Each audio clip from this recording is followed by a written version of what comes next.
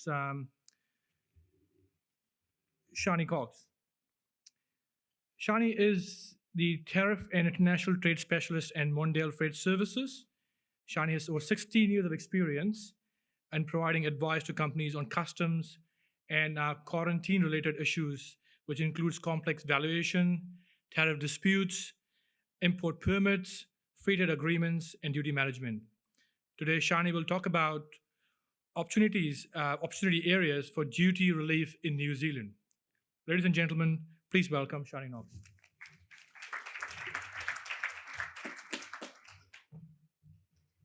Good afternoon. Firstly, let me thank you for such a warm welcome. It's a pleasure to be here today representing Mondiale Freight, and thank you to the INZBC for the opportunity.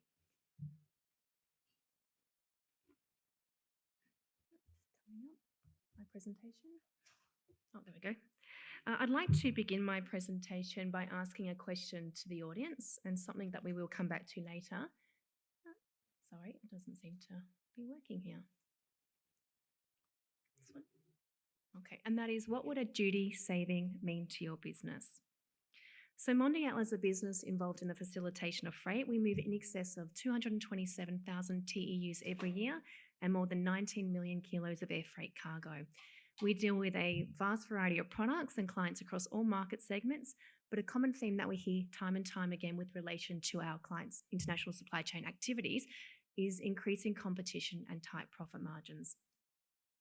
Whilst the diligent business will often look to their supply chains in order to create efficiencies and reduce costs, often overlooked is customs duties, which remains embedded in the cost of goods.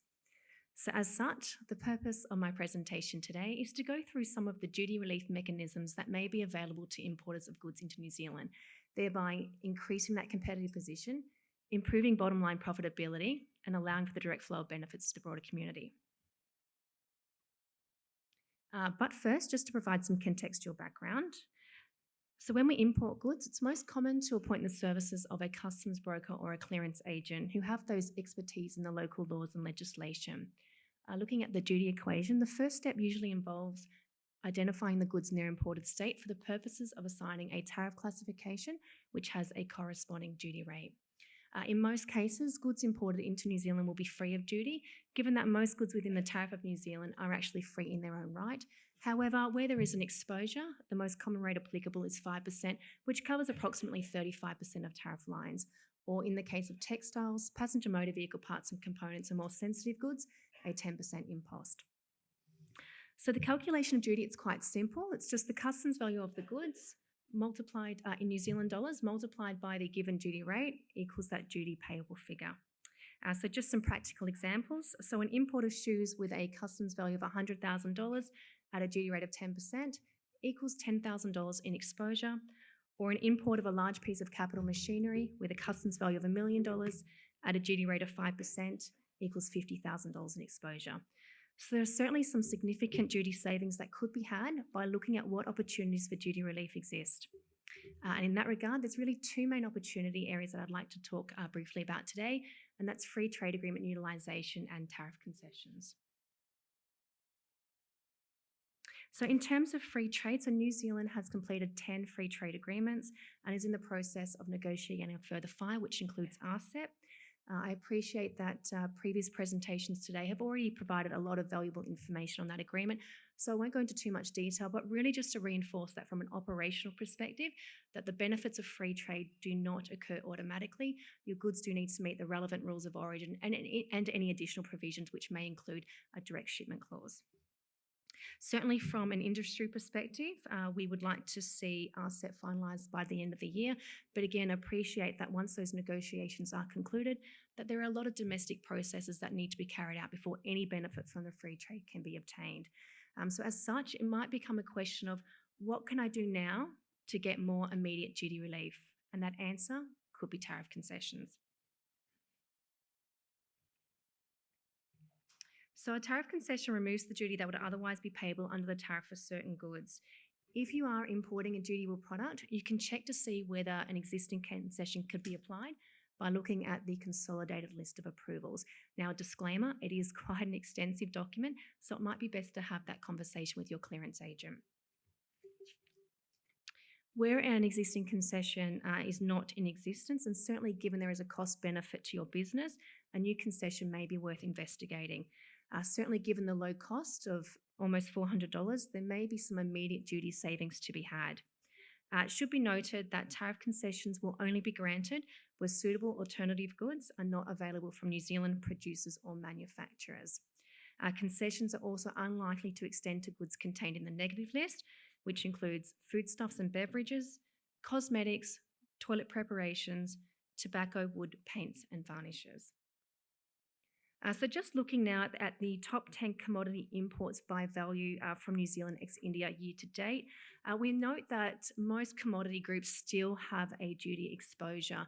The main exceptions are going to be in your pharmaceutical and organic chemicals, which are generally free of duty.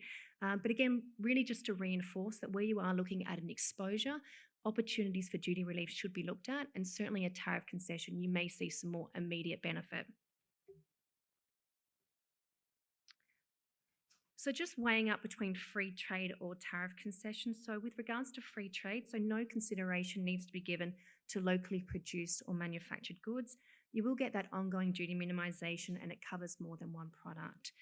With regards to tariff concession, and again, certainly given that there is no current active free trade agreement in place between New Zealand and India, you might get that more immediate duty relief.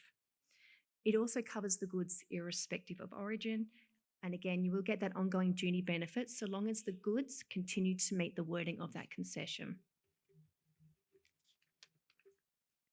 So where to from here? So look, the first step is to really understand your import data to be able to identify where a cost-saving opportunity may exist in terms of duty paid product. You can then carry out that cost-benefit analysis to understand potential savings. If you don't have visibility over your import data, you can request from New Zealand Customs an extract of your historic import data, or again, speak with your clearance agent.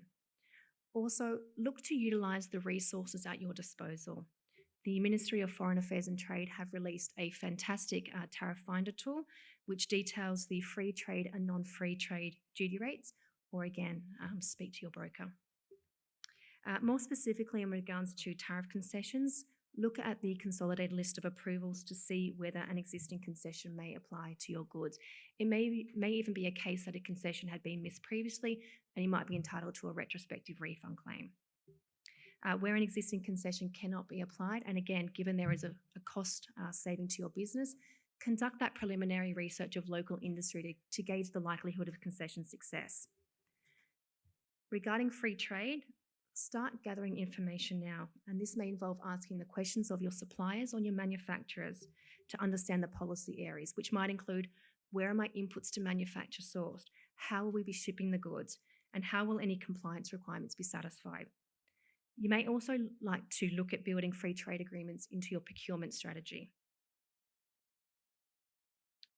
So I'll leave you today by going back to the original question, and that was, what would a duty saving mean to your business?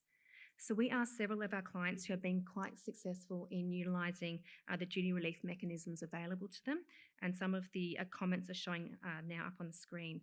The common themes were improved cash flow, a lower landed cost, a more competitive position, and good value prices to the end consumer.